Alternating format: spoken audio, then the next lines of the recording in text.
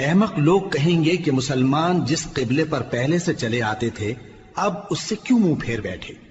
تم کہہ دو کہ مشرق اور مغرب سب اللہ ہی کا ہے، وہ جس کو چاہتا ہے سیدھے رستے پر چلاتا ہے، اور اسی طرح ہم نے تم کو امت معتدل بنایا ہے تاکہ تم لوگوں پر گواہ بنو اور پیغمبر آخر الزمان صلی اللہ علیہ وآلہ وسلم تم پر گواہ بنے۔ اور جس قبلے پر تم پہلے تھے اس کو ہم نے اس لیے مقرر کیا تھا کہ معلوم کریں کہ کون ہمارے پیغمبر کا تابع رہتا ہے اور کون الٹے پاؤں پھر جاتا ہے۔ اور یہ بات یعنی تحویل قبلہ لوگوں کو گراں معلوم ہوئی، مگر جن کو اللہ نے ہدایت بخشی ہے وہ اسے گراں نہیں سمجھتے، اور اللہ ایسا نہیں کہ تمہارے ایمان کو یوں ہی ضائع کر دے۔ اللہ تو لوگوں پر بڑا مہربان ہے، صاحب رحمت ہے۔ اے پیغمبر صلی اللہ علیہ وآلہ وسلم، ہم تمہارا آسمان کی طرف منہ اٹھانا دیکھ رہے ہیں، سو ہم تم کو اسی قبلے کی طرف جس کو تم پسند کرتے ہو منہ کرنے کا حکم دیں گے۔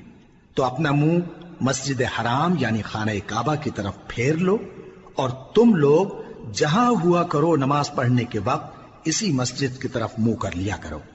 اور جن لوگوں کو کتاب دی گئی ہے وہ خوب جانتے ہیں کہ یہ نیا قبلہ ان کے پروردگار کی طرف سے حق ہے، اور جو کام یہ لوگ کرتے ہیں اللہ ان سے بے خبر نہیں۔ اور اگر تم ان اہل کتاب کے پاس تمام نشانیاں بھی لے کر آؤ تو بھی یہ تمہارے قبلے کی پیروی نہ کریں، اور تم بھی ان کے قبلے کی پیروی کرنے والے نہیں ہو، اور ان میں سے بھی بعض کے قبلے کے پیرو نہیں۔ اور اگر تم باوجود اس کے کہ تمہارے پاس علم یعنی اللہ کا حکم آ چکا ہے ان کی خواہشوں کے پیچھے چلو گے تو ظالموں میں ہو جاؤ گے۔ جن لوگوں کو ہم نے کتاب دی ہے وہ ان پیغمبر آخر الزمان صلی اللہ علیہ وآلہ وسلم کو اس طرح پہچانتے ہیں جس طرح اپنے بیٹوں کو پہچانا کرتے ہیں، مگر ایک فریق ان میں سے سچی بات کو جان بوجھ کر چھپا رہا ہے۔ اے پیغمبر صلی اللہ علیہ وآلہ وسلم، یہ نیا قبلہ تمہارے پروردگار کی طرف سے حق ہے، تو تم ہرگز شک کرنے والوں میں نہ ہونا، اور ہر ایک شخص کے لیے ایک سمت مقرر ہے جدھر وہ عبادت کے وقت منہ کیا کرتا ہے، تو تم نیکیوں میں سبقت حاصل کرو۔ تم جہاں ہوگے اللہ تم سب کو جمع کرے گا، بے شک اللہ ہر چیز پر قادر ہے۔ اور تم جہاں سے نکلو نماز میں اپنا منہ مسجد حرام کی طرف کر لیا کرو، بے شبہ یہ تمہارے پروردگار کی طرف سے حق ہے، اور تم لوگ جو کچھ کرتے ہو اللہ اس سے بے خبر نہیں۔ اور تم جہاں سے نکلو مسجد حرام کی طرف منہ کر کے نماز پڑھا کرو، اور مسلمانوں تم جہاں ہوا کرو اسی مسجد کی طرف رخ کیا کرو۔ یہ تاکید اس لیے کی گئی ہے کہ لوگ تم کو کسی طرح کا الزام نہ دے سکیں، مگر ان میں سے جو ظالم ہیں وہ الزام دیں تو دیں، سو ان سے مت ڈرنا اور مجھی سے ڈرتے رہنا، اور یہ بھی مقصود ہے کہ میں تم کو اپنی تمام نعمتیں بخشوں، اور یہ بھی کہ تم راہ راست پر چلو۔ جس طرح من جملہ اور نعمتوں کے ہم نے تمہیں میں سے ایک رسول بھیجے ہیں جو تم کو ہماری آیتیں پڑھ پڑھ کر سناتے اور تمہیں پاک بناتے، اور کتاب یعنی قرآن اور دانائی سکھاتے ہیں، اور ایسی باتیں بتاتے ہیں جو تم پہلے نہیں جانتے تھے، سو تم مجھے یاد کیا کرو، میں تمہیں یاد کیا کروں گا، اور میرا احسان مانتے رہنا اور میری ناشکری نہ کرنا۔ اے ایمان والو، صبر اور نماز سے مدد لیا کرو، بے شک اللہ صبر کرنے والوں کے ساتھ ہے۔ اور جو لوگ اللہ کی راہ میں مارے جائیں ان کی نسبت یہ نہ کہنا کہ وہ مرے ہوئے ہیں، وہ مردہ نہیں بلکہ زندہ ہیں، لیکن تم کو شعور نہیں۔ اور ہم کسی قدر خوف اور بھوک اور مال اور جانوں اور میووں کے نقصان سے تمہاری آزمائش کریں گے، اور صبر کرنے والوں کو بشارت سنا دو کہ ان لوگوں پر جب کوئی مصیبت واقع ہوتی ہے تو کہتے ہیں کہ ہم اللہ ہی کا مال ہیں اور اسی کی طرف لوٹ کر جانے والے ہیں۔ یہی لوگ ہیں جن پر ان کے پروردگار کی عنایتیں ہیں اور خصوصی رحمت بھی ہے، اور یہی سیدھے رستے پر ہیں۔ بے شک کوہ صفا اور مروہ اللہ کی نشانیوں میں سے ہیں، تو جو شخص خانہ کعبہ کا حج یا عمرہ کرے اس پر کچھ گناہ نہیں کہ دونوں کے درمیان چکر لگائے، بلکہ یہ ایک نیک کام ہے، اور جو کوئی نیک کام کرے تو اللہ قدردان ہے، دانا ہے۔ جو لوگ ہمارے حکموں اور ہدایتوں کو جو ہم نے نازل کی ہیں کسی غرض فاسد سے چھپاتے ہیں، باوجود کہ ہم نے ان کو لوگوں کے سمجھانے کے لیے اپنی کتاب میں کھول کھول کر بیان کر دیا ہے۔ ایسوں پر اللہ اور تمام لعنت کرنے والے لعنت کرتے ہیں۔ ہاں، جو توبہ کرتے ہیں اور اپنی حالت درست کر لیتے ہیں اور احکام الہی کو صاف صاف بیان کر دیتے ہیں تو میں ان کے قصور معاف کر دیتا ہوں، اور میں بڑا معاف کرنے والا، بڑا مہربان ہوں۔ جو لوگ کافر ہوئے اور کافر ہی مرے، ایسوں پر اللہ کی اور فرشتوں کی اور انسانوں کی سب کی لعنت، وہ ہمیشہ اسی لعنت میں گرفتار رہیں گے۔ ان سے نہ تو عذاب ہلکا ہی کیا جائے گا اور نہ انہیں کچھ مہلت ملے گی۔ اور لوگوں، تمہارا معبود ایک ہی معبود ہے، اس بڑے مہربان اور رحم والے کے سوا کوئی عبادت کے لائق نہیں۔ بے شک آسمانوں اور زمین کے پیدا کرنے میں اور رات اور دن کے ایک دوسرے کے پیچھے آنے جانے میں اور کشتیوں اور جہازوں میں جو سمندر میں لوگوں کے فائدے کے لیے رواں ہیں، اور میں جس کو اللہ آسمان سے برساتا اور اس سے زمین کو اس کے مردہ ہو جانے کے بعد زندہ یعنی خشک ہو جانے کے بعد سرسبز کر دیتا ہے، اور زمین پر ہر قسم کے جانور پھیلانے میں اور ہواؤں کے چلانے میں اور بادلوں میں جو آسمان اور زمین کے درمیان گھرے رہتے ہیں، عقل مندوں کے لیے اللہ کی قدرت کی نشانیاں ہیں۔ اور بعض لوگ ایسے ہیں جو غیر اللہ کو اللہ کا شریک بناتے اور ان سے اللہ کی سی محبت کرتے ہیں، لیکن جو ایمان والے ہیں وہ تو اللہ ہی کے سب سے زیادہ دوست دار ہیں۔ اور اے کاش ظالم لوگ جو بات عذاب کے وقت دیکھیں گے اب دیکھ لیتے کہ سب طرح کی طاقت اللہ ہی کو ہے، اور یہ کہ اللہ سخت عذاب کرنے والا ہے۔ اس دن کفر کے پیشوا اپنے پیروں سے بیزاری ظاہر کریں گے اور دونوں عذاب الہی دیکھ لیں گے اور ان کے آپس کے تعلقات منقطع ہو جائیں گے۔ یہ حال دیکھ کر پیروی کرنے والے حسرت سے کہیں گے کہ اے کاش ہمیں پھر دنیا میں جانا نصیب ہو، تاکہ جس طرح یہ ہم سے بیزار ہو رہے ہیں اسی طرح ہم بھی ان سے بیزار ہوں۔ اس طرح اللہ ان کے اعمال حسرت بنا کر دکھائے گا اور وہ دوزخ سے نکل نہیں سکیں گے۔ لوگوں، جو چیزیں زمین میں حلال طیب ہیں وہ کھاؤ، اور شیطان کے قدموں پر نہ چلو، وہ تمہارا کھلا دشمن ہے۔ وہ تو تم کو برائی اور بے حیائی ہی کے کام کرنے کو کہتا ہے، اور یہ بھی کہ اللہ کی نسبت ایسی باتیں کہو جن کا تمہیں کچھ بھی علم نہیں۔ اور جب ان لوگوں سے کہا جاتا ہے کہ جو کتاب اللہ نے نازل فرمائی ہے اس کی پیروی کرو، تو کہتے ہیں نہیں، بلکہ ہم تو اسی چیز کی پیروی کریں گے جس پر ہم نے اپنے باپ دادا کو پایا۔ بھلا اگرچہ ان کے باپ دادا نہ کچھ سمجھتے ہوں اور نہ سیدھے رستے پر ہوں، تب بھی وہ انہی کی تقلید کیے جائیں گے۔ جو لوگ کافر ہیں ان کی مثال اس شخص کی سی ہے جو کسی ایسی چیز کو آواز دے جو پکار اور آواز کے سوا کچھ سن نہ سکے۔ یہ بہرے ہیں، گونگے ہیں، اندھے ہیں کہ کچھ سمجھ ہی نہیں سکتے۔ اے اہل ایمان، جو پاکیزہ چیزیں ہم نے تم کو عطا فرمائی ہیں ان کو کھاؤ، اور اگر اللہ ہی کے بندے ہو تو اس کی نعمتوں کا شکر بھی ادا کرو۔ اس نے تو تم پر بس مرا ہوا جانور اور لہو اور سور کا گوشت اور جس چیز پر اللہ کے سوا کسی اور کا نام پکارا جائے حرام کر دیا ہے۔ ہاں، جو مجبور ہو جائے بشرطے کہ اللہ کی نافرمانی نہ کرے اور حد ضرورت سے باہر نہ نکل جائے، اس پر کچھ گناہ نہیں۔ بے شک اللہ بخشنے والا ہے، رحم کرنے والا ہے۔ جو لوگ اللہ کی کتاب سے ان آیتوں اور ہدایتوں کو جو اس نے نازل فرمائی ہیں چھپاتے اور ان کے بدلے تھوڑی سی قیمت یعنی دنیاوی منفعت حاصل کرتے ہیں، وہ اپنے پیٹوں میں محض آگ بھرتے ہیں۔ ایسے لوگوں سے اللہ قیامت کے دن نہ کلام کرے گا اور نہ ان کو گناہوں سے پاک کرے گا، اور ان کے لیے دکھ دینے والا عذاب ہے۔ یہ وہ لوگ ہیں جنہوں نے ہدایت چھوڑ کر گمراہی اور بخشش چھوڑ کر عذاب خرید لیا۔ یہ آتش جہنم کی کیسی برداشت کرنے والے ہیں۔ یہ اس لیے کہ اللہ نے کتاب سچائی کے ساتھ نازل فرمائی، اور جن لوگوں نے اس کتاب میں اختلاف کیا وہ ضد میں آ کر نیکی سے دور ہو گئے ہیں۔ نیکی یہی نہیں کہ تم مشرق و مغرب کو قبلہ سمجھ کر ان کی طرف منہ کر لو، بلکہ نیکی یہ ہے کہ لوگ اللہ پر اور روز آخر پر اور فرشتوں پر اور اللہ کی کتاب پر اور پیغمبروں پر ایمان لائیں، اور مال باوجود عزیز رکھنے کے رشتہ داروں اور یتیموں اور محتاجوں اور مسافروں اور مانگنے والوں کو دیں، اور گردنوں کے چھڑانے میں خرچ کریں، اور نماز پڑھیں اور زکات دیں، اور جب عہد کر لیں تو اس کو پورا کریں، اور سختی اور تکلیف میں اور جنگ کے وقت ثابت قدم رہیں۔ یہی لوگ ہیں جو ایمان میں سچے ہیں، اور یہی ہیں جو اللہ سے ڈرنے والے ہیں۔ مومنوں، تم کو مقتولوں کے بارے میں قصاص یعنی خون کے بدلے خون کا حکم دیا جاتا ہے، اس طرح پر کہ آزاد کے بدلے آزاد مارا جائے، اور غلام کے بدلے غلام، اور عورت کے بدلے عورت۔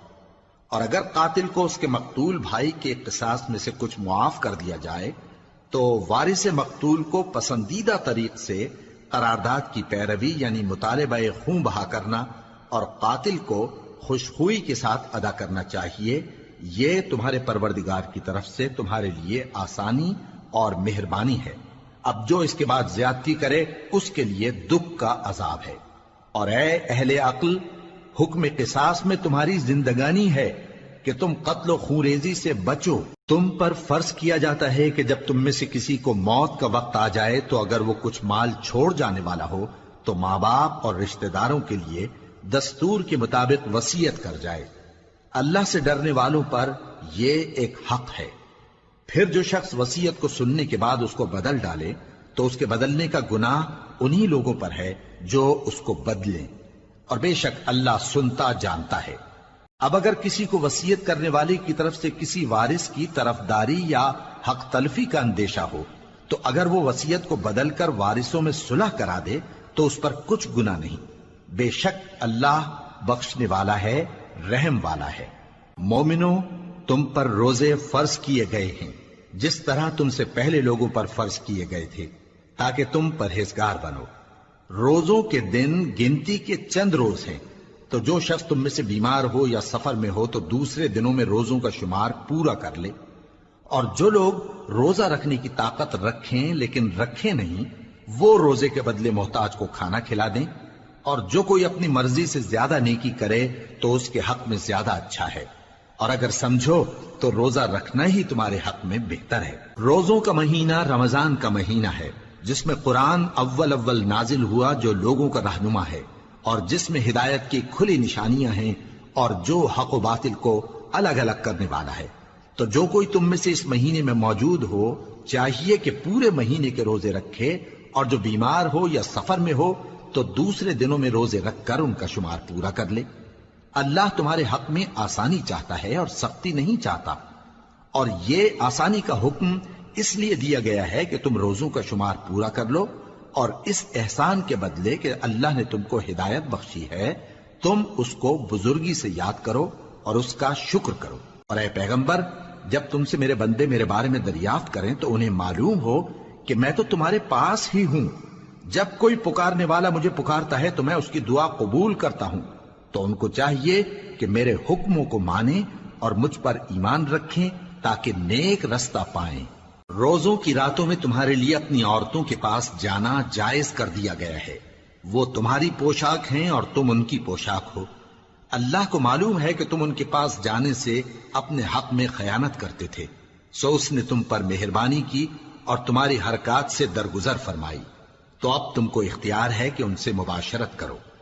اور اللہ نے جو چیز تمہارے لیے لکھ رکھی ہے یعنی اولاد، اس کو اللہ سے طلب کرو اور کھاؤ اور پیو یہاں تک کہ صبح کی سفید دھاری رات کی سیاہ دھاری سے الگ نظر آنے لگے، پھر روزہ رکھ کر رات تک پورا کرو۔ اور جب تم مسجدوں میں اعتکاف بیٹھتے ہو تو ان سے مباشرت نہ کرو، یہ اللہ کی حدیں ہیں، ان کے پاس نہ جانا۔ اسی طرح اللہ اپنی آیتیں لوگوں کے سمجھانے کے لیے کھول کھول کر بیان فرماتا ہے تاکہ وہ پرہیزگار بنے۔ اور آپس میں ایک دوسرے کا مال ناحق نہ کھاؤ، اور نہ اس کو رشوتاً حاکموں کے پاس پہنچاؤ تاکہ لوگوں کے مال کا کچھ حصہ ناجائز طور پر کھا جاؤ، اور اسے تم جانتے بھی ہو۔ اے پیغمبر، لوگ تم سے نئے چاند کے بارے میں دریافت کرتے ہیں کہ گھٹتا بڑھتا کیوں ہے۔ کہہ دو کہ وہ لوگوں کے کاموں کی میعادیں اور حج کے وقت معلوم ہونے کا ذریعہ ہے،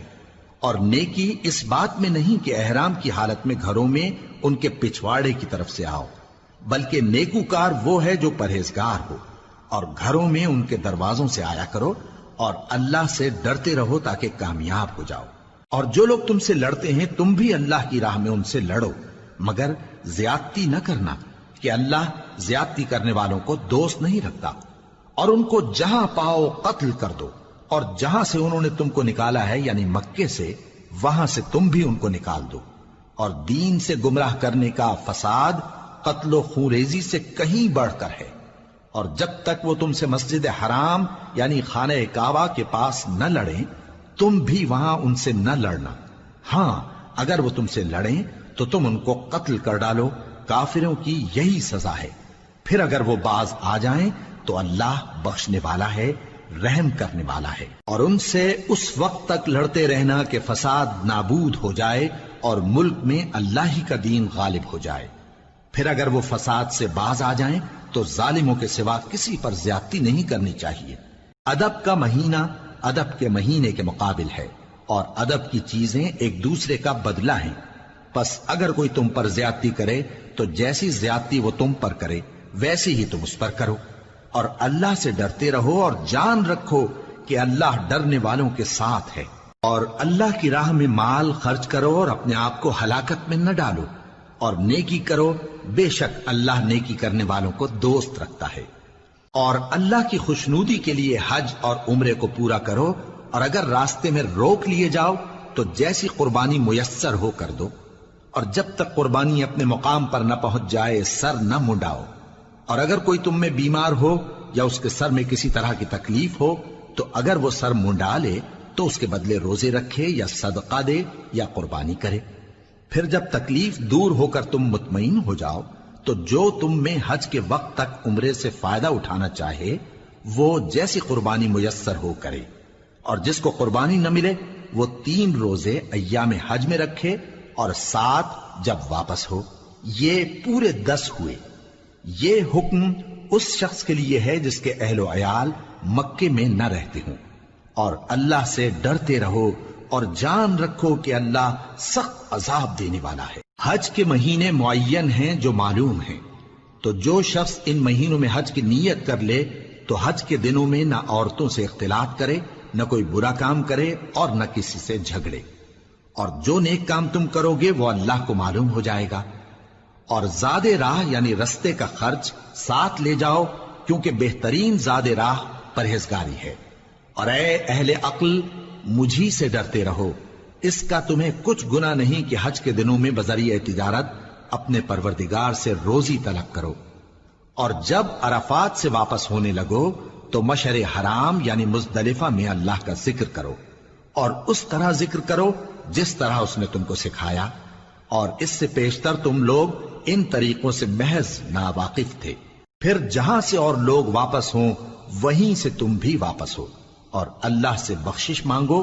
بے شک اللہ بخشنے والا ہے، رحمت کرنے والا ہے۔ پھر جب حج کے تمام ارکان پورے کر چکو تو مینا میں اللہ کو یاد کرو جس طرح اپنے باپ دادا کو یاد کیا کرتے تھے، بلکہ اس سے بھی زیادہ۔ اور بعض لوگ ایسے ہیں جو اللہ سے التجا کرتے ہیں کہ اے پروردگار ہم کو جو دینا ہے دنیا ہی میں دے دے، اور ایسے لوگوں کا آخرت میں کچھ حصہ نہیں۔ اور بعض ایسے ہیں کہ دعا کرتے ہیں کہ پروردگار ہم کو دنیا میں بھی نعمت عطا فرما اور آخرت میں بھی نعمت بخشیو اور دوزخ کے عذاب سے محفوظ رکھیو۔ یہی لوگ ہیں جن کے لیے ان کے کاموں کا حصہ یعنی اجر نیک تیار ہے، اور اللہ جلد حساب لینے والا ہے۔ اور قیام منا کے دنوں میں جو گنتی کے دن ہیں اللہ کو یاد کرو، اگر کوئی جلدی کرے اور 2 ہی دن میں چل دے تو اس پر بھی کچھ گناہ نہیں، اور جو بات تک ٹھہرا رہے اس پر بھی کچھ گناہ نہیں۔ یہ باتیں اس شخص کے لیے ہیں جو اللہ سے ڈرے، اور تم لوگ اللہ سے ڈرتے رہو اور جان رکھو کہ تم سب اس کے پاس جمع کیے جاؤ گے۔ اور کوئی شخص تو ایسا ہے جس کی گفتگو دنیا کی زندگی میں تم کو دلکش معلوم ہوتی ہے، اور وہ اپنے معافی ضمیر پر یعنی اس بات پر جو اس کے دل میں ہے اللہ کو گواہ بناتا ہے، حالانکہ وہ سخت جھگڑالو ہے۔ اور جب پیٹ پھیر کر چلا جاتا ہے تو زمین میں دوڑتا پھرتا ہے تاکہ اس میں فتنہ انگیزی کرے اور کھیتی کو برباد اور انسانوں اور حیوانوں کی نسل کو نابود کر دے، اور اللہ فتنہ انگیزی کو پسند نہیں کرتا۔ اور جب اس سے کہا جاتا ہے کہ اللہ سے خوف کر تو غرور اس کو گناہ میں پھنسا دیتا ہے، سو اس کو جہنم کافی ہے اور وہ بہت برا ٹھکانہ ہے۔ اور کوئی شخص ایسا ہے کہ اللہ کی خوشنودی حاصل کرنے کے لیے اپنی جان بیچ ڈالتا ہے، اور اللہ بندوں پر بہت مہربان ہے۔ مومنو، اسلام میں پورے پورے داخل ہو جاؤ اور شیطان کے پیچھے نہ چلو، وہ تو تمہارا کھلا دشمن ہے۔ پھر اگر تم احکام روشن پہنچ جانے کے بعد لڑکھڑا جاؤ تو جان رکھو کہ اللہ غالب ہے، حکمت والا ہے۔ کیا یہ لوگ اسی بات کے منتظر ہیں کہ ان پر اللہ کا عذاب بادل کے سائبانوں میں نازل ہو اور فرشتے بھی اتر آئیں اور کام تمام کر دیا جائے؟ اور سب کاموں کا رجوع اللہ ہی کی طرف ہے۔ اے پیغمبر، بنی اسرائیل سے پوچھو کہ ہم نے ان کو کتنی کھلی نشانیاں دیں، اور جو شخص اللہ کی نعمت کو اپنے پاس آنے کے بعد بدل دے تو اللہ سخت عذاب کرنے والا ہے۔ اور جو کافر ہیں ان کے لیے دنیا کی زندگی خوشنما کر دی گئی ہے، اور وہ مومنوں سے تمسخر کرتی ہیں، لیکن جو پرہیزگار ہیں وہ قیامت کے دن ان سے اوپر ہوں گے۔ اور اللہ جس کو چاہتا ہے بے حساب رزق دیتا ہے۔ پہلے تو سب لوگوں کا ایک ہی مذہب تھا، لیکن وہ آپس میں اختلاف کرنے لگے تو اللہ نے ان کی طرف بشارت دینے والے اور ڈر سنانے والے پیغمبر بھیجے، اور ان پر سچائی کے ساتھ کتابیں نازل کی، تاکہ جن امور میں لوگ اختلاف کرتے تھے ان کا ان میں فیصلہ کر دے۔ اور اس میں اختلاف بھی انہی لوگوں نے کیا جن کو کتاب دی گئی تھی، باوجود کہ ان کے پاس کھلے ہوئے احکام آ چکے تھے، اور یہ اختلاف انہوں نے صرف آپس کی ضد سے کیا۔ تو جس امر حق میں وہ اختلاف کرتے تھے اللہ نے اپنی مہربانی سے مومنوں کو اس کی راہ دکھا دی، اور اللہ جس کو چاہتا ہے سیدھا رستہ دکھا دیتا ہے۔ کیا تم یہ خیال کرتے ہو کہ یوں ہی بہشت میں داخل ہو جاؤ گے، اور ابھی تم کو پہلے لوگوں کی سی مشکلیں تو پیش آئی ہی نہیں؟ ان کو بڑی بڑی سختیاں اور تکلیفیں پہنچیں، اور وہ صعوبتوں میں ہلا ہلا دیے گئے، یہاں تک کہ پیغمبر اور مومن لوگ جو ان کے ساتھ تھے سب پکار اٹھے کہ کب اللہ کی مدد آئے گی۔ دیکھو اللہ کی مدد ان قریب آیا چاہتی ہے۔ اے نبی، لوگ تم سے پوچھتے ہیں کہ اللہ کی راہ میں کس طرح کا مال خرچ کریں۔ کہہ دو کہ جو چاہو خرچ کرو، لیکن جو مال خرچ کرنا چاہو وہ درجہ بدرجہ اہل استحقاق یعنی ماں باپ کو اور قریب کے رشتہ داروں کو اور یتیموں کو اور محتاجوں کو اور مسافروں کو سب کو دو، اور جو بھلائی تم کرو گے اللہ اس کو جانتا ہے۔ مسلمانوں، تم پر اللہ کے رستے میں لڑنا فرض کر دیا گیا ہے، اور وہ تمہیں ناگوار تو ہوگا، مگر عجب نہیں کہ ایک چیز تم کو بری لگے اور وہ تمہارے حق میں بھلی ہو، اور عجب نہیں کہ ایک چیز تم کو بھلی لگے اور وہ تمہارے لیے مضر ہو، اور ان باتوں کو اللہ ہی بہتر جانتا ہے اور تم نہیں جانتے۔ اے پیغمبر، لوگ تم سے عزت والے مہینوں میں لڑائی کرنے کے بارے میں دریافت کرتے ہیں، کہہ دو کہ ان میں لڑنا بڑا گناہ ہے، اور اللہ کی راہ سے روکنا اور اس سے کفر کرنا اور مسجد حرام یعنی خانہ کعبہ میں جانے سے بند کرنا اور اہل مسجد کو اس میں سے نکال دینا جو یہ کفار کرتے ہیں، اللہ کے نزدیک اس سے بھی زیادہ گناہ ہے، اور فتنہ انگیزی خونریزی سے بھی بڑھ کر ہے۔ اور یہ لوگ ہمیشہ تم سے لڑتے رہیں گے، یہاں تک کہ اگر مقدور رکھیں تو تم کو تمہارے دین سے پھیر دیں، اور جو کوئی تم میں سے اپنے دین سے پھر کر کافر ہو جائے گا اور کافر ہی مرے گا تو ایسے لوگوں کے اعمال دنیا اور آخرت دونوں میں برباد ہو جائیں گے، اور یہی لوگ دوزخ میں جانے والے ہیں جس میں ہمیشہ رہیں گے۔ جو لوگ ایمان لائے اور اللہ کے لیے وطن چھوڑ گئے اور کفار سے جنگ کرتے رہے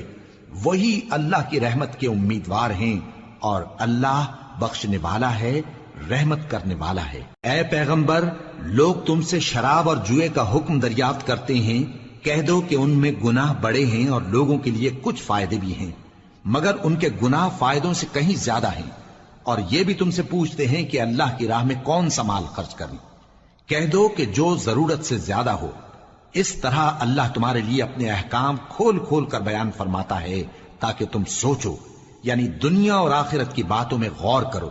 اور تم سے یتیموں کے بارے میں بھی دریافت کرتے ہیں، کہہ دو کہ ان کی حالت کی اصلاح بہت اچھا کام ہے، اور اگر تم ان سے مل جل کر رہنا یعنی خرچ اکٹھا رکھنا چاہو تو وہ تمہارے بھائی ہیں، اور اللہ خوب جانتا ہے کہ خرابی کرنے والا کون ہے اور اصلاح کرنے والا کون۔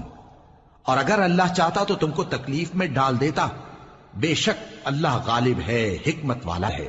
اور مومنوں مشرک عورتوں سے جب تک وہ ایمان نہ لائیں نکاح نہ کرنا، کیونکہ مشرک عورت خواہ تم کو کیسی ہی بھلی لگے اس سے مومن لونڈی بہتر ہے۔ اور اسی طرح مشرک مرد جب تک ایمان نہ لائیں مومن عورتوں کو ان کی زوجیت میں نہ دینا، کیونکہ مشرک مرد سے خواہ وہ تم کو کیسا ہی بھلا لگے مومن غلام بہتر ہے۔ یہ مشرک لوگوں کو دوزخ کی طرف بلاتی ہیں، اور اللہ اپنی مہربانی سے بہشت اور بخشش کی طرف بلاتا ہے، اور اپنے حکم لوگوں سے کھول کھول کر بیان کرتا ہے تاکہ نصیحت حاصل کریں۔ اور تم سے حیض کے بارے میں دریافت کرتے ہیں، کہہ دو وہ تو نجاست ہے، سو ایام حیض میں عورتوں سے کنارہ کش رہو، اور جب تک وہ پاک نہ ہو جائیں ان سے مقاربت نہ کرو۔ ہاں جب وہ پاک ہو جائیں تو جس طریق سے اللہ نے تمہیں ارشاد فرمایا ہے ان کے پاس جاؤ، کچھ شک نہیں کہ اللہ توبہ کرنے والوں اور پاک صاف رہنے والوں کو دوست رکھتا ہے۔ تمہاری عورتیں تمہاری کھیتی ہیں، تو اپنی کھیتی میں جس طرح چاہو جاؤ، اور اپنے لیے نیک عمل آگے بھیجو، اور اللہ سے ڈرتے رہو، اور جان رکھو کہ ایک دن تمہیں اس کے روبرو حاضر ہونا ہے۔ اور اے پیغمبر ایمان والوں کو بشارت سنا دو، اور اللہ کے نام کو اس بات کا ہیلا نہ بنانا کہ اس کی قسمیں کھا کھا کر سلوک کرنے اور پرہیزگاری کرنے اور لوگوں میں صلح و سازگاری کرانے سے رک جاؤ، اور اللہ سب کچھ سنتا ہے جانتا ہے۔ اللہ تمہاری لغو قسموں پر تم سے مواخذہ نہیں کرے گا، لیکن جو قسمیں تم قصد دلی سے کھاؤ گے ان پر مواخذہ کرے گا، اور اللہ بخشنے والا ہے بردبار ہے۔ جو لوگ اپنی عورتوں کے پاس جانے کی قسم کھا لیں ان کو 4 مہینے تک انتظار کرنا چاہیے۔ اگر اس عرصے میں قسم سے رجوع کر لیں تو اللہ بخشنے والا ہے، مہربان ہے، اور اگر طلاق کا ارادہ کر لیں تو بھی اللہ سنتا ہے جانتا ہے۔ اور طلاق والی عورتیں 3 حیض تک اپنے تئیں روکے رہیں، اور اگر وہ اللہ اور روز قیامت پر ایمان رکھتی ہیں تو ان کو جائز نہیں کہ اللہ نے جو کچھ ان کے شکم میں پیدا کیا ہے اس کو چھپائیں، اور ان کے خاوند اگر پھر موافقت چاہیں تو اس مدت میں وہ ان کو اپنی زوجیت میں لے لینے کے زیادہ حقدار ہیں۔ اور عورتوں کا حق مردوں پر ویسا ہی ہے جیسے دستور کے مطابق مردوں کا حق عورتوں پر ہے، البتہ مردوں کو عورتوں پر 1 درجہ فضیلت ہے، اور اللہ غالب ہے صاحب حکمت ہے۔ طلاق صرف 2 بار ہے، یعنی جب 2 دفعہ طلاق دے دی جائے تو پھر عورتوں کو یا تو بطریق شائستہ نکاح میں رہنے دینا ہے یا بھلائی کے ساتھ چھوڑ دینا، اور یہ جائز نہیں کہ جو مہر تم ان کو دے چکے ہو اس میں سے کچھ واپس لے لو۔ ہاں اگر زن و شوہر کو خوف ہو کہ وہ اللہ کی حدوں کو قائم نہیں رکھ سکیں گے تو اگر عورت خاوند کے ہاتھ سے رہائی پانے کے بدلے میں کچھ دے ڈالے تو دونوں پر کچھ گناہ نہیں۔ یہ اللہ کی مقرر کی ہوئی حدیں ہیں، ان سے باہر نہ نکلنا، اور جو لوگ اللہ کی حدوں سے باہر نکل جائیں گے وہ گناہگار ہوں گے۔ پھر اگر شوہر 2 طلاقوں کے بعد تیسری طلاق عورت کو دے دے تو اس کے بعد جب تک عورت کسی دوسرے شخص سے نکاح نہ کر لے اس پہلے شوہر پر حلال نہ ہوگی۔ ہاں اگر دوسرا خاوند بھی طلاق دے دے اور عورت اور پہلا خاوند پھر ایک دوسرے کی طرف رجوع کر لیں تو ان پر کچھ گناہ نہیں، بشرطے کہ دونوں یقین کریں کہ اللہ کی حدوں کو قائم رکھ سکیں گے، اور یہ اللہ کی حدیں ہیں، ان کو وہ ان لوگوں کے لیے بیان فرماتا ہے جو علم رکھتے ہیں۔ اور جب تم عورتوں کو 2 دفعہ طلاق دے چکو اور ان کی عدت پوری ہو جائے تو انہیں یا تو حسن سلوک سے نکاح میں رہنے دو یا بطریق شائستہ رخصت کر دو، اور اس نیت سے ان کو نکاح میں نہ رہنے دینا چاہیے کہ انہیں تکلیف دو اور ان پر زیادتی کرو، اور جو ایسا کرے گا وہ اپنا ہی نقصان کرے گا۔ اور اللہ کے احکام کو ہنسی اور کھیل نہ بناؤ، اور اللہ نے تم کو جو نعمتیں بخشی ہیں اور تم پر جو کتاب اور دانائی کی باتیں نازل کی ہیں جن سے وہ تمہیں نصیحت فرماتا ہے ان کو یاد کرو، اور اللہ سے ڈرتے رہو، اور جان رکھو کہ اللہ ہر چیز سے واقف ہے۔ اور جب تم عورتوں کو طلاق دے چکو اور ان کی عدت پوری ہو جائے تو ان کو اپنے شوہروں کے ساتھ جب وہ آپس میں جائز طور پر راضی ہو جائیں نکاح کرنے سے مت روکو۔ اس حکم سے اس شخص کو نصیحت کی جاتی ہے جو تم میں اللہ اور روز آخر پر یقین رکھتا ہے، یہ تمہارے لیے نہایت خوب اور بہت پاکیزگی کی بات ہے، اور اللہ جانتا ہے اور تم نہیں جانتے۔ اور مائیں اپنے بچوں کو پورے 2 سال دودھ پلائیں یہ حکم اس شخص کے لیے ہے جو پوری مدت تک دودھ پلوانا چاہے، اور دودھ پلانے والی ماؤں کا کھانا اور کپڑا دستور کے مطابق باپ کے ذمے ہوگا۔ کسی شخص کو اس کی طاقت سے زیادہ تکلیف نہیں دی جاتی، تو یاد رکھو کہ نہ تو ماں کو اس کے بچے کے سبب نقصان پہنچایا جائے اور نہ باپ کو اس کی اولاد کی وجہ سے نقصان پہنچایا جائے، اور اسی طرح نان و نفقہ بچے کے وارث کے ذمے ہے۔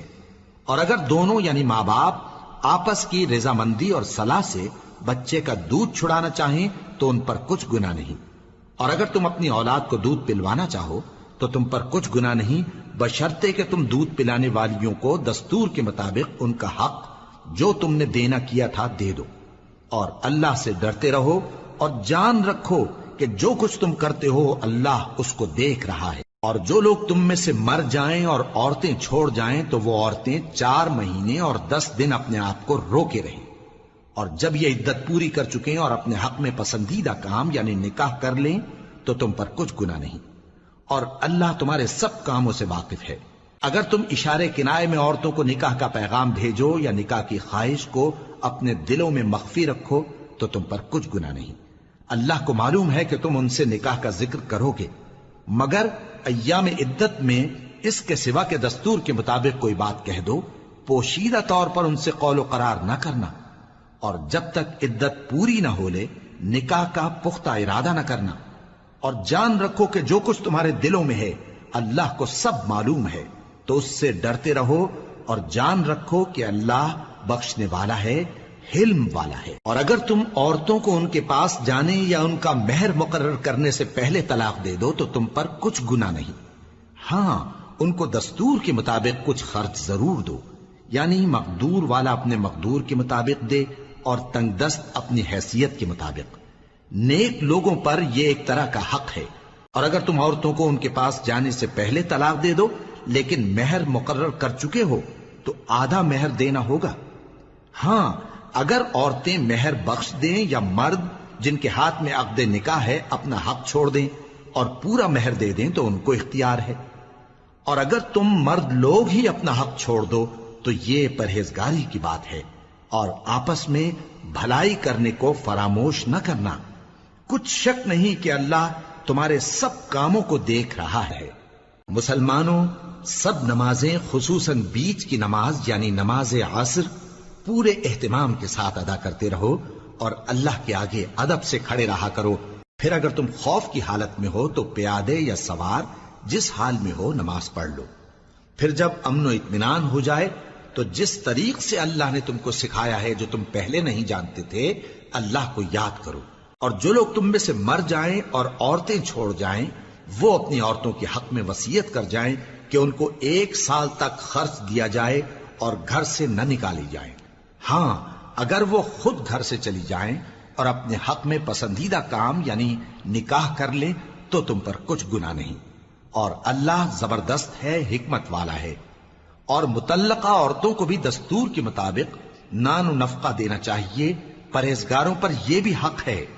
اسی طرح اللہ اپنے احکام تمہارے لیے بیان فرماتا ہے تاکہ تم سمجھو۔ بھلا تم نے ان لوگوں کو نہیں دیکھا جو شمار میں ہزاروں ہی تھے اور موت کے ڈر سے اپنے گھروں سے نکل بھاگے تھے، تو اللہ نے ان کو حکم دیا کہ مر جاؤ، پھر ان کو زندہ بھی کر دیا۔ کچھ شک نہیں کہ اللہ لوگوں پر مہربانی رکھتا ہے، لیکن اکثر لوگ شکر نہیں کرتے۔ اور مسلمانوں، اللہ کی راہ میں جہاد کرو اور جان رکھو کہ اللہ سب کچھ سنتا ہے، سب کچھ جانتا ہے۔ کون ہے کہ اللہ کو قرض حسنہ دے کہ وہ اس کے بدلے اس کو کئی گنا زیادہ دے گا، اور اللہ ہی روزی کو تنگ کرتا اور وہی اسے کشادہ کرتا ہے، اور تم اسی کی طرف لوٹ کر جاؤ گے۔ بھلا تم نے بنی اسرائیل کی ایک جماعت کو نہیں دیکھا جس نے موسیٰ کے بعد اپنے پیغمبر سے کہا کہ آپ ہمارے لیے ایک بادشاہ مقرر کر دیں تاکہ ہم اللہ کی راہ میں جہاد کریں؟ پیغمبر نے کہا کہ اگر تم کو جہاد کا حکم دیا جائے تو ایسا تو نہیں کہ لڑنے سے پہلو تہی کرو۔ وہ کہنے لگے کہ ہم اللہ کی راہ میں کیوں نہ لڑیں گے جبکہ ہم وطن سے خارج اور بال بچوں سے جدا کر دیے گئے۔ پھر جب ان کو جہاد کا حکم دیا گیا تو چند اشخاص کے سوا سب پھر گئے، اور اللہ ظالموں سے خوب واقف ہے۔ اور پیغمبر نے ان سے یہ بھی کہا کہ اللہ نے تم پر طالوت کو بادشاہ مقرر فرمایا ہے وہ بولے کہ اسے ہم پر بادشاہی کا حق کیوں کر ہو سکتا ہے؟ اس سے بڑھ کر بادشاہی کے مستحق تو ہم ہیں، اور اس کے پاس تو بہت سی دولت بھی نہیں۔ پیغمبر نے کہا کہ اللہ نے اس کو تم پر فضیلت دی ہے اور بادشاہی کے لیے منتخب فرمایا ہے۔ اس نے اسے علم بھی بہت سا بخشا ہے اور تن و توش بھی بڑا عطا کیا ہے، اور اللہ کو اختیار ہے جسے چاہے بادشاہی بخشے، وہ بڑا کشائش والا ہے، دانا ہے۔ اور پیغمبر نے ان سے کہا کہ ان کی یعنی طالوت کی بادشاہی کی نشانی یہ ہے کہ تمہارے پاس وہ صندوق آئے گا جس کو فرشتے اٹھائے ہوئے ہوں گے، اس میں تمہارے پروردگار کی طرف سے تسلی بخشنے والی چیز ہوگی اور کچھ اور چیزیں بھی ہوں گی جو موسیٰ اور ہارون چھوڑ گئے تھے۔ اگر تم ایمان رکھتے ہو تو یہ تمہارے لیے ایک بڑی نشانی ہے۔ غرض جب طالوت فوجیں لے کر روانہ ہوا تو اس نے ان سے کہا کہ اللہ ایک نہر سے تمہاری آزمائش کرنے والا ہے، جو شخص اس میں سے پانی پی لے گا اس کی نسبت تصور کیا جائے گا کہ وہ میرا نہیں، اور جو نہ پیے گا وہ سمجھا جائے گا کہ میرا ہے۔ ہاں اگر کوئی ہاتھ سے چلو بھر پانی لے لے تو خیر۔ جب وہ لوگ نہر پر پہنچے تو چند آدمیوں کے سوا سب نے پانی پی لیا۔ پھر جب طالوت اور مومن لوگ جو اس کے ساتھ تھے نہر کے پار ہو گئے تو کہنے لگے کہ آج ہم میں جالوت اور اس کے لشکر سے مقابلہ کرنے کی طاقت نہیں۔ جو لوگ یقین رکھتے تھے کہ ان کو اللہ کے روبرو حاضر ہونا ہے، وہ کہنے لگے کہ بسا اوقات تھوڑی سی جماعت نے اللہ کے حکم سے بڑی جماعت پر فتح حاصل کی ہے، اور اللہ ثابت قدم رہنے والوں کے ساتھ ہے۔ اور جب وہ لوگ جالوت اور اس کے لشکر کے مقابل میں آئے تو اللہ سے دعا کی کہ اے پروردگار، ہم پر صبر کے دہانے کھول دے اور ہمیں لڑائی میں ثابت قدم رکھ اور لشکر کفار پر فتح یاب کر۔ تو طالوت کی فوج نے اللہ کے حکم سے ان کو شکست دے دی، اور داؤد نے جالوت کو قتل کر ڈالا، اور اللہ نے ان کو بادشاہی اور دانائی بخشی اور جو کچھ چاہا سکھایا۔ اور اگر اللہ لوگوں کو ایک دوسرے پر چڑھائی اور حملہ کرنے سے نہ ہٹاتا رہتا تو کرۂ ارض تباہ ہو جاتا، لیکن اللہ اہل عالم پر بڑا مہربان ہے۔ یہ اللہ کی آیتیں ہیں جو ہم تم کو سچائی کے ساتھ پڑھ کر سناتے ہیں، اور اے محمد صلی اللہ علیہ وآلہ وسلم تم بلا شبہ پیغمبروں میں سے ہو۔